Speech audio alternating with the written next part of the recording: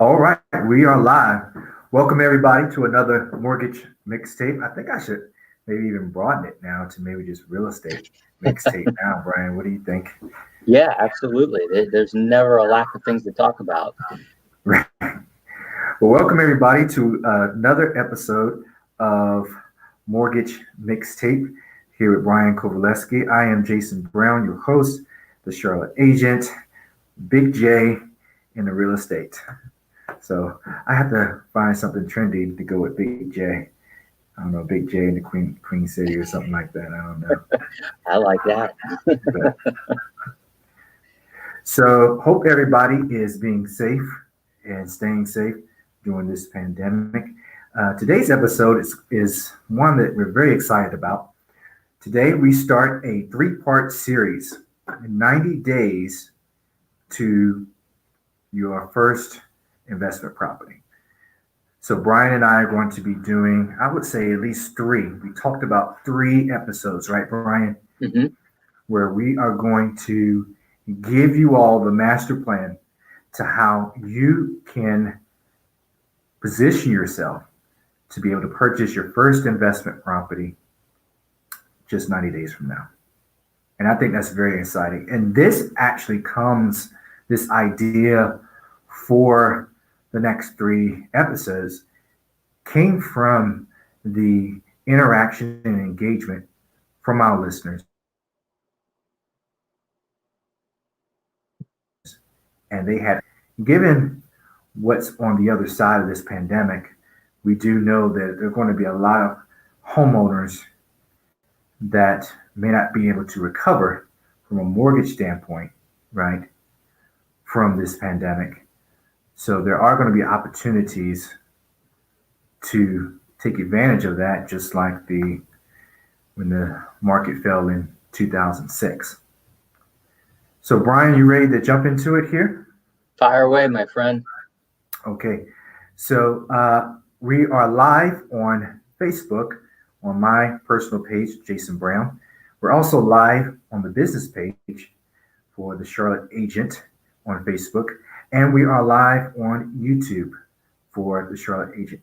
Any questions that you have, any comments that you have, please just feel free to tune in, and we're going to jump right into it. So, Brian, on the first episode, I wanted us to start with the most, I don't want to say the word the cheapest entry, but I would say the entry into investing in real estate in terms of investment property, that is, with the widest door, entry with the widest door.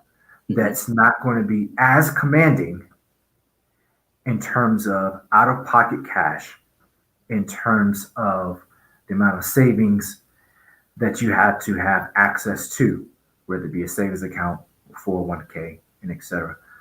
So, Brian, give us the loan type that would be the the one with the widest door. It meaning the most people can take advantage of initially.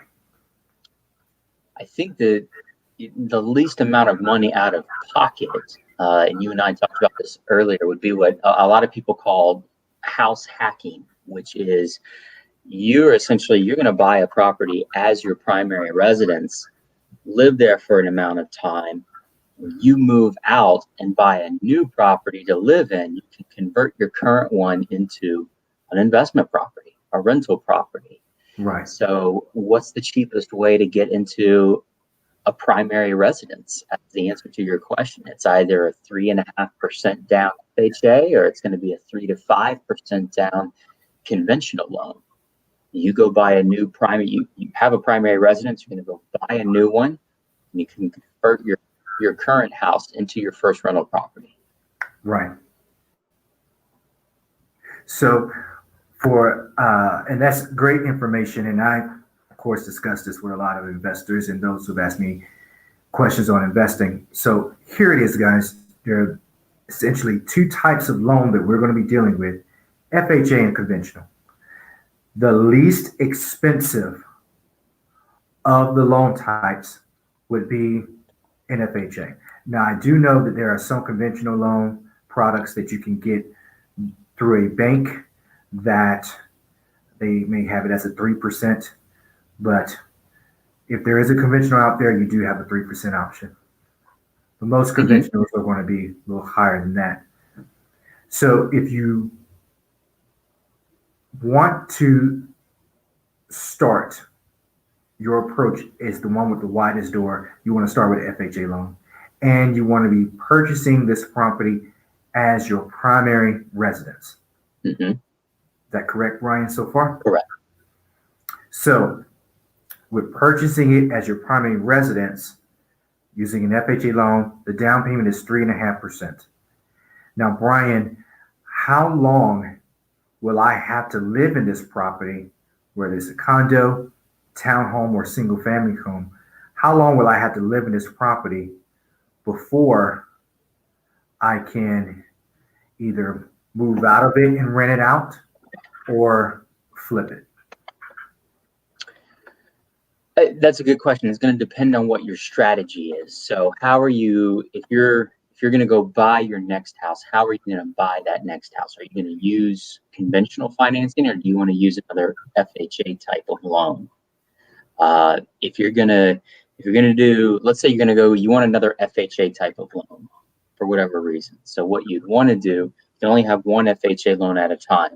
So if you've got one on your current house and it's going to become a rental, but you need FHA to buy your next house, you want to do a conventional refinance, which minimal amount of time, you're going to have to make 6 payments on your house before you really can refinance, at least with the same lender. And remember, you get 1 month free. So if your only goal is to house hack, here's what the timeline would be. Probably in month 7, you could refinance if you had to. And then after you either refinance or after you get your initial loan, let's say you're not going to refinance, you have to live there. The lender's really going to want you to live there for at least 12 months after you get any sort of loan. Now, there's special exceptions to that. People get transferred for work. Military people get redeployed. Yeah, military, I was thinking of that, right. But generally, the lender is going to want a good faith, best effort from you to live there for 12 months. So and is that prior to refinancing? That's after you get any sort of loan. So that's either after you buy it. If you don't need to refinance it, you could move out in 12 months. If you did refinance it, remember, you're going to be there for about 7 months before you can refinance it. And then you've got to wait another 12 months. So your maximum is what is that, 17 months? No, 19 months. 19 months. Okay. So here's the strategy, Brian, that we are working with here. Right now, we are in the month of September and end of September. So the strategy that we're taking here is October, November, December are the 3 months that anyone would have to now position themselves. So what we're saying is go ahead, start doing the things now, October, November, December. Come January, now you're in a new year. One of the benefits to purchasing early in that year will be that you can do your tax returns, file your taxes. You can get that money back from the government on the taxes amount that you've overpaid. That can help towards that 3.5% down payment. But let's say, Brian, that they're ready to go in January. They don't have to wait for a tax return. They should be looking, they don't own a home, but they know they want to have investment property. They know they want to start building that legacy. They should find a property that they can purchase as a primary residence using an FHA loan, and then they should refinance that into a conventional loan, should they choose, because they're going to buy another property as another primary residence using an FHA loan. Is that correct? Yeah, yes, that's one strategy, absolutely. But I tell you, really, another way to think about it is if you're going to refinance your current FHA loan into conventional, well, your credit and your overall loan scenario must be somewhat good enough for conventional anyway, which if you didn't want to wait the additional 7 to 12 months after you refinance to buy your investment, just plan on putting down the extra 1.5% conventional on your new house, and that way you can get there a lot faster. Does that make sense? Very good. Very good. Yeah. All right. So now that we have the property, let's say they have found the property, we won't go into too much detail in this episode in terms of what would make a better investment property, condo, townhome, or single family home. But what I will kind of touch on it very quickly. The first thing is the most obvious, the HOA amounts. HOAs are typically higher for your condo and your townhomes, much higher than normally for your single family homes.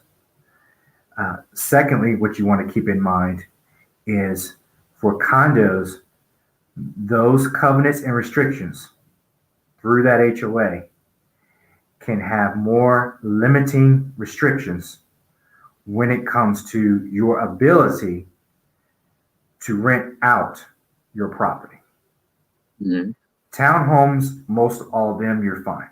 They don't have any restrictions in terms of you renting out your townhome. Condos are different. And the reason being is the condos have to maintain a certain balance between owner occupants and renters, or else they will lose their standing with FHA, which simply means that for anyone wanting to purchase in that condo complex, they will not be able to use an FHA loan. It'll have to be conventional or cash. Is that correct, Brian? Absolutely. Yeah.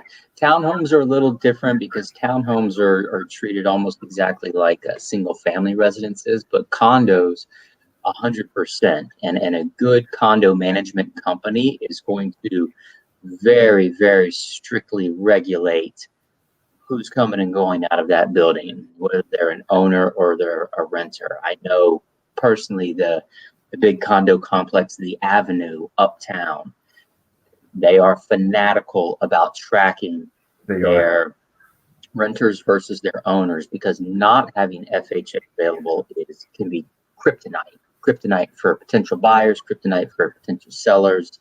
It's not a good situation to be in as a condo complex. It may seem difficult and onerous when you're an investor and you're trying to rent things out. It is for the greater good. Right. Yeah, I definitely try to steer clear of both townhomes and condos in my own personal investing. I just don't like the HOA fees. HOA fees can fluctuate. That's Correct. very difficult to get a handle on what your return and your numbers are going to be. And you can get hit. You can be blindsided with a community assessment. There's a magical $5,000 bill you're going to have to pay. And that fluctuation, of course, is going to eat into your profit and your revenue, both actually. But what we would care about is the profit margin on the back end, because now you have more money that you have to pay to the HOA, which means to compensate for that, you want to go up in your rent. But if someone has just signed a year's lease and then that HOA goes up, you're stuck because you have to honor that lease. So we want to give a quick shout out to all those who are joining us currently on Facebook or YouTube. Thank you so much, Erica. We have Vicky, Chris, we have Waslyn, we have Deetra, we have Charlita, and if I have butchered your name, I apologize. So Brian, FHA, the strategy that we're pitching, that we're describing, that we are outlining is you're trying to get into investment properties.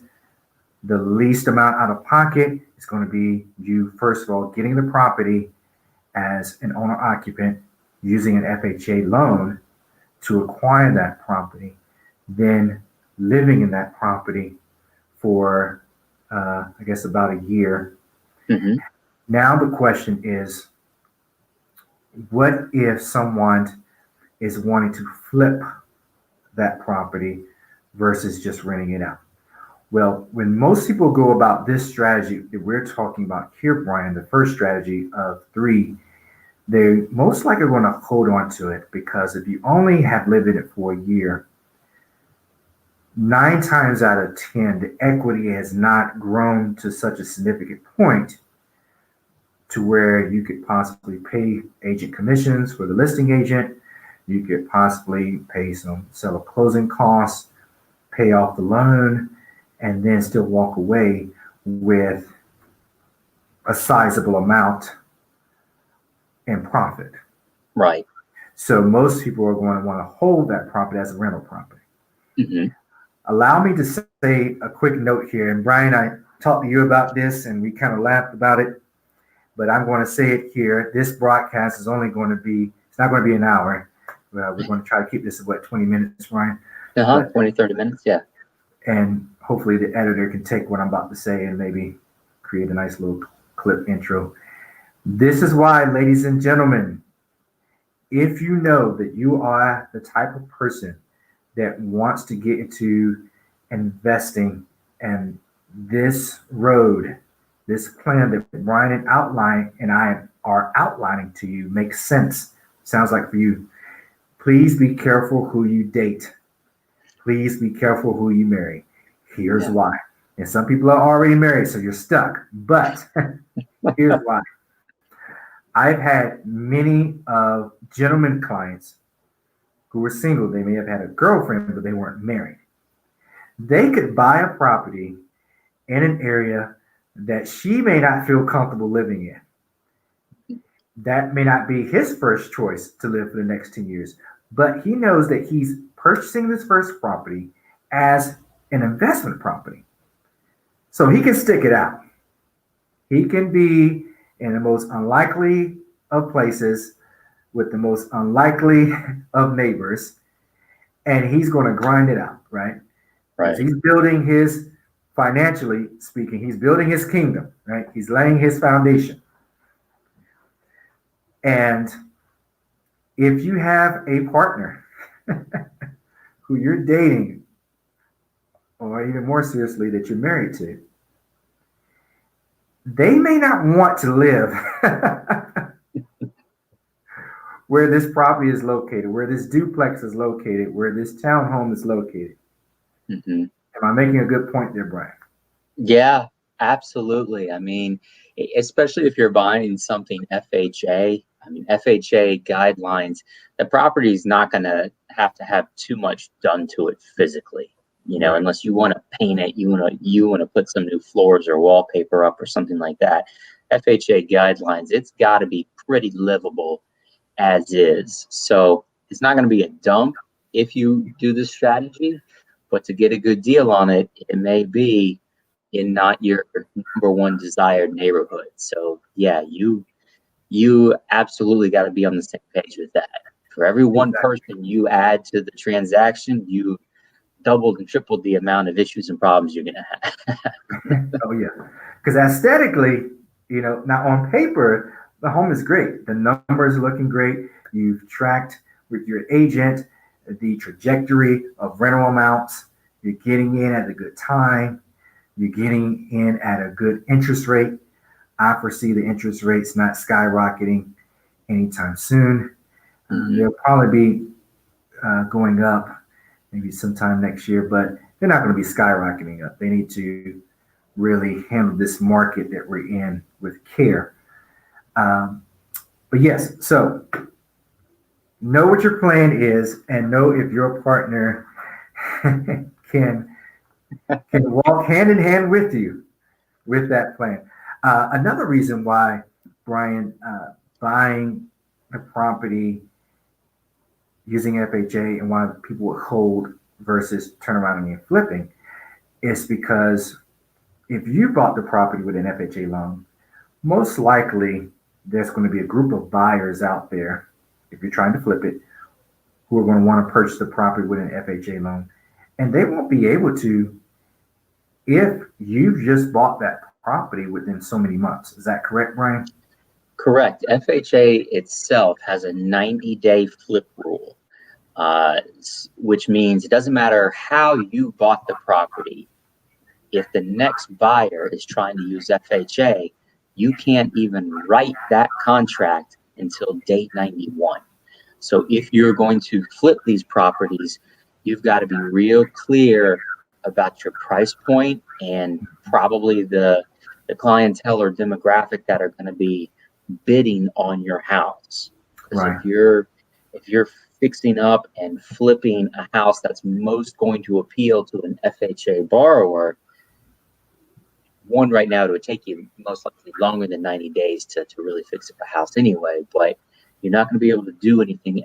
They're not going to be able to do anything FHA shorter than that, which means now you're carrying the house for probably bare minimum 120 days. That fits your plan. Hey, go do it. But if you're expecting to flip this house in 2 to 4 weeks, well, FHA goes out the window. You better find a conventional approved borrower, or you better go find a cash investor, because that's the only people that can buy a house that quickly. Now, if I purchase a house in January, Brian, and let's say 45 days later is when I'm wanting to flip it, Mhm. I already have someone who's going to purchase it, either using conventional or cash. Is there any way that that could turn bad for me? Is there any way that FHA could come back and say, or whatever lender that I'm getting this loan through could come back and say, hey, you bought this as an owner occupant. You told us it was an owner occupant property, but now you just sold it in the first 45 or 60 days. Can that come back to haunt me as the investor? Yes, absolutely. So when you're talking about flipping, and we may have to wait till the next episode to really get into this, that's going to be something you don't do with this owner occupied strategy. I mean, just the terminology of flip versus you got to live there a year, the two do not go together. So Right. that's not going to be the strategy. Yeah, they will absolutely come back on you for mortgage fraud. That's a federal offense. So Right. So you so can, you want to have a long-term plan for that. yeah, You want to have a 1 year plan. I shouldn't say long-term, but a 1 year plan for that FHA loan. And that's actually very doable, because now that gives you an opportunity as the new owner in that property to do any updating, to do any painting, to do whatever it is to bring it up to a particular amenity level for that flip.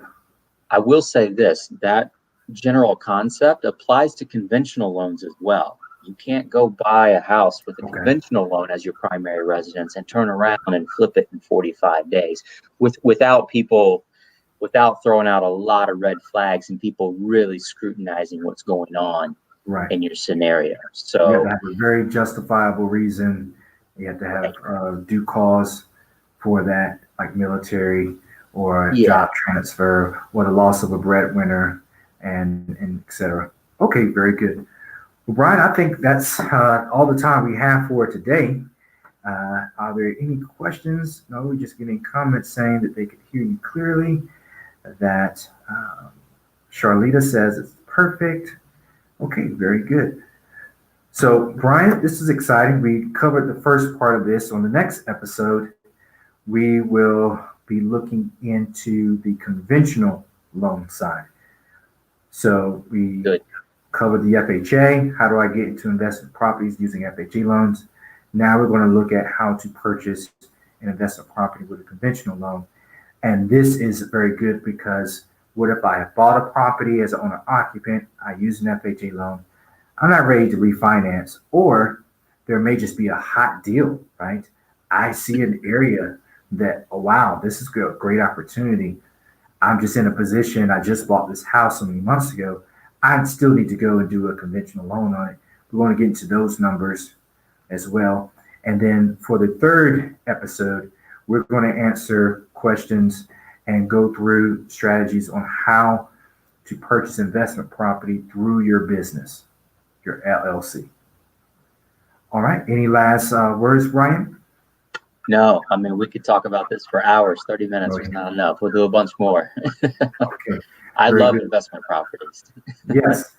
So thank you everyone for joining us on the Mortgage Mixtape. We always enjoy your comments and feedback. Please message me, post your comments.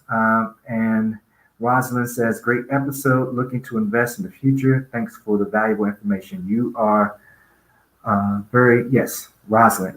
Thank you so much, Rosalind. So thank you everyone for joining us. When is the next episode? Will be in 2 weeks. We've been doing this about every other week. So it'll be every other Thursdays when we're doing it, every other Thursday at 6 p.m. So thank you once again, and we'll catch you on the next Mortgage Mixtape. See you later. Thanks, guys.